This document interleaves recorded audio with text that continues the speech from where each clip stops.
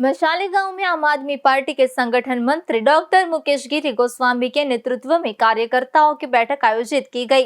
बैठक के दौरान किसानों के हित, उनकी समस्याओं के समाधान तथा सरकार की विभिन्न योजनाओं का लाभ किसानों तक पहुंचाने को लेकर विस्तार से चर्चा की गई।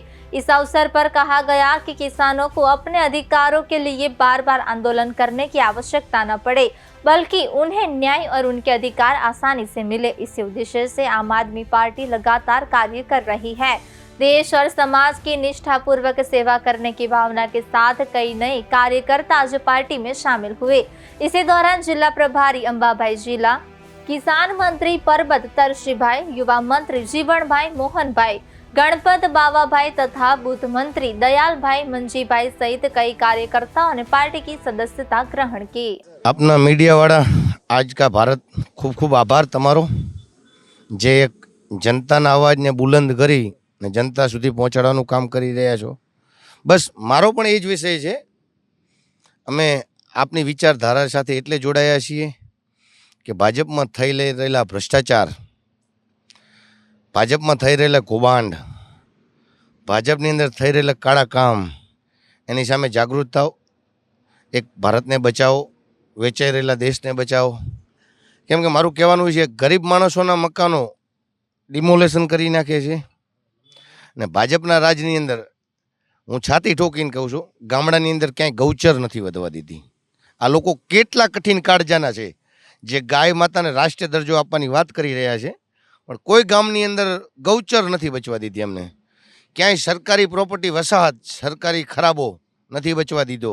ડિમોલેશન તો પહેલું એનું કરવું જોઈએ એમને। ગામડે ગામડે જઈને જે સરકારમાં પહેલેથી છોડવામાં આવેલી ગાયો માટેની જમીન, સરકારી દફતરે સરકારી જમીન, એ કોઈ જાતની બચી નથી। આમ આદમી પાર્ટી ગુજરાતમાં આમ આદમી પાર્ટી ગુજરાતમાં સારો પ્રચાર કરી રહી છે। અત્યારે ભાઈ એક સીટ આપણી આવી છે, ત્યાંની નર્મદા જિલ્લા પંચાયત આમ આદમી પાર્ટી કબજે કરી છે। 4 સાલ ધારાસભ્ય ભાઈ આપણા છે, પણ આપણા ધારાસભ્યોને તોડવાનું કામ પાર્ટી જે ચાલુ સરકાર કરી રહી છે, એના માટે આપણા ધારાસભ્ય બહુ મજબૂત છે, તૂટતા નથી। જેલમાં જાય ગમે તે કરે પણ પોતાનું કામ છોડતા નથી। લોકોના કામ માટે બહુ સારું કામ કર્યા છે। આદિવાસી વિસ્તારના ચૈતર વસાવા બી બહુ સારું કામ કર્યું છે એને બી, અને આ વખતે બી જેલમાં પૂરા એમાં બી લોકો કેટલાય લોકો એ થયા છે, નારાજ થયા છે કે આવું કામ નહીં કરવું જોઈએ। કોઈ પણ પાર્ટી હોય, દરેક લોકો માટે કામ કરશે, કોઈના માટે નથી કરતું। લોકો માટેના પ્રશ્નો ઉઠાવે છે, એ લોકોને ખોટા કેસ કરી પૂરી દેવાના આવું કામ ચાલી રહ્યું છે।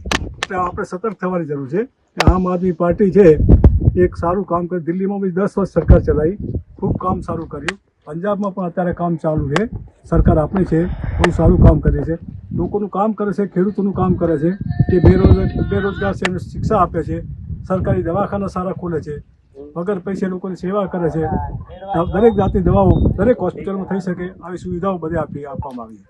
તમારે રેશન કાર્ડ લેવા જવું હોય તો તમારે કંટ્રોલ જવાની જરૂર નથી, તમે ઘેર બેઠા રેશન કાર્ડ પણ આવી જાય, આવી વ્યવસ્થા આમ આદમી પાર્ટી કરે છે। એટલે એવી પાર્ટીની આપણે ગુજરાતમાં જરૂર છે।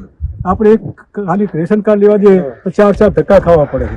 અંગૂઠો નથી આવ્યો, આ નથી આવ્યું, લોકોને બિચારા ધક્કા ખાય છે, પૂરું અનાજ પણ મળતું નથી।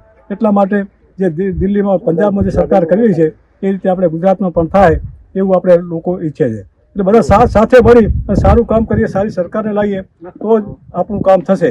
એટલે હવે કોઈ આ પાર્ટી આ ભાજપમાં છે, આપણો સગો ઉભો છે, એ વાત જવા દેજો, પણ સારો માણસ હોય, સારો વ્યક્તિ હોય, કોઈ પણ પાર્ટીનો હોય, સારા વ્યક્તિને વોટ આપશો તો જ આપણા જનતા માટે સારું છે। એટલે બધા સમજો, કોઈ પણ કોઈની વાતમાં નહીં આવતા, સાચી વાત સમજો કે આ કઈ પાર્ટી સારી છે, તો જ તમને મજા આવશે અને કામ કરવાની મજા આવશે। સારી સરકાર આવશે એનો લાભ દરેકને મળશે, અમને મળશે, તમને મળશે, ખેડૂતોને મળશે, બેરોજગાર વ્યક્તિને મળશે। બધા માટે આમ આદમી પાર્ટી એક સારું કામ કર્યું છે। એટલે હવે સમજો કે જે ઘણી આપણે સરકારો જોઈ, ભાજપ જોઈ, કોંગ્રેસ જોઈ, 30 વર્ષથી ભાજપ જોઈએ છે, કોંગ્રેસ બી જોઈએ આપણે। એટલે હવે આપણે એક આમ આદમી પાર્ટીને તક આપીએ અને એક વખત લાવીએ ગુજરાતમાં તો જ આપણા દરેકનો ઉદ્ધાર છે। એટલે દરેક સમજી તમારા લાગતા વળગતા દરેકને કહેજો કે આપણે આમ આદમી પાર્ટીને વોટ આપો અને જીતાડો તો જ આપણા માટે સારું। બસ એ જય હિન્દ, જય ભારત। હવે ગોકુળપુરાથી અમારા સહયોગી પ્રમુખ શ્રી રામજીભાઈને કહીશ, એ પણ 2 શબ્દ એમના વર્ણવશે।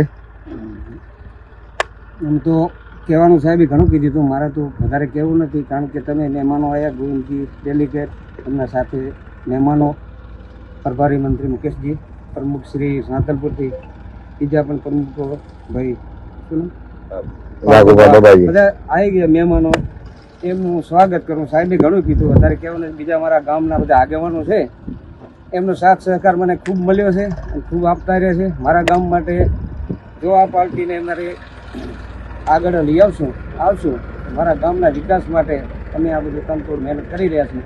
અને આવી જાય ગમે ત્યારે આ પાર્ટી આવે તો અમારા ગામનો લોણો રાખજો. વિકાસના કામ થવા પડે, રોડ, રસ્તા, મકાન, લાઇટ, પાણીનો તલાવ, નર્મદાનું, અમારી ખેતિયાનું બધું કામ અમારું થવું પડે એવી હું આશા રાખું છું. જય ભારત, જય શંકર ભગવાનની જય. અમારે ગામના જનતા જે આમ આદમીના સપોર્ટ માટે, સંગઠનને મજબૂત કરવા માટે જે લોકો રાત દાડો એક કરી રહ્યા છે એવા જગદીશભાઈને હું કહીશ કે એ પણ એમના 2 શબ્દથી વર્ણવશે.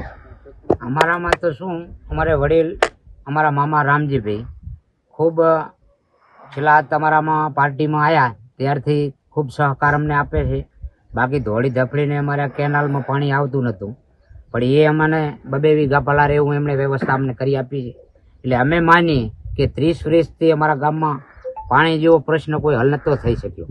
આજે એ પ્રશ્ન જો આ કરવા તૈયાર છે અને સહકાર તમે બધા એમને આપજો, આવું મારું એક વિનંતી છે. તારી પર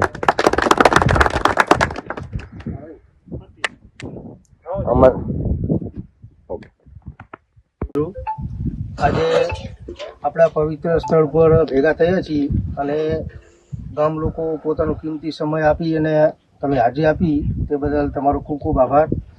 અને અમારા પાર્ટીમાં ખૂબ ટાઈમથી કામ કરતા ભાઈને તમે સમર્થન આપો છો તે બદલ પણ તમારો ખૂબ ખૂબ આભાર.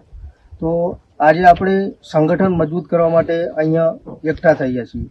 હવે ખૂબ સમયથી તમે જોઈ રહ્યા છો કે તમે આપણે સાહેબે વાત કરી કે કોંગ્રેસને તમે તક આપી, ભાજપને તક આપી, તોય આ તકો આપવાથી ઘણા સમયથી 30 થી 35 વર્ષથી ભાજપ ગુજરાતમાં સત્તા ઉપર છે, તો ખેડૂતોના પ્રશ્નનું કોઈ સોલ્યુશન થતું નથી. નાના દરેક પ્રશ્નોમાં ખેડૂતોને આવી તકલીફોનો સામનો કરવો પડે છે. પાણીની તકલીફ હોય, અત્યારે મોંઘવારી કેટલી આસમાનને પોકી, પેટ્રોલ ડીઝલ એ કેટલે પોક્યું, અને જે આના પર સવાલ ઉઠાવે છે એ સવાલો બધાએ દબાવવાના પ્રયત્નો કરી છે. અત્યારે જે કેન્દ્રમાં શાસિત સરકાર રહી, એટલા માટે સંગઠન મજબૂત કરવું ગામડે ગામડે. અને અમારે એવા કાર્યકર્તા, શું નામ ભાઈનું, રામજીભાઈને સાથ સહકાર આપવો. આવનારી ચૂંટણીમાં સંગઠન મજબૂત કરીને રાધનપુર વિધાનસભાનું આપણે માળખું બદલી નાખીએ એ માટે હું તમને વિનંતી કરું છું. જય હિન્દ.